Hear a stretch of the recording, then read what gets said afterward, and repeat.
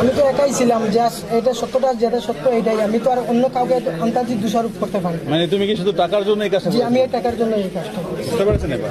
তো আপনারা জেনে থাকেন যে বিগত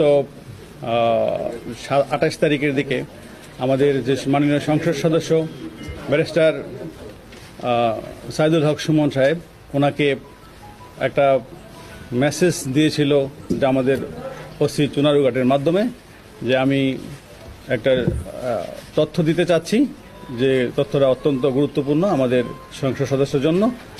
তো আমাদের ওসি সাহেবকে সে বলতে চাচ্ছিল না, সে বলল যে আমি সরাসরি ওনাকেই বলবো।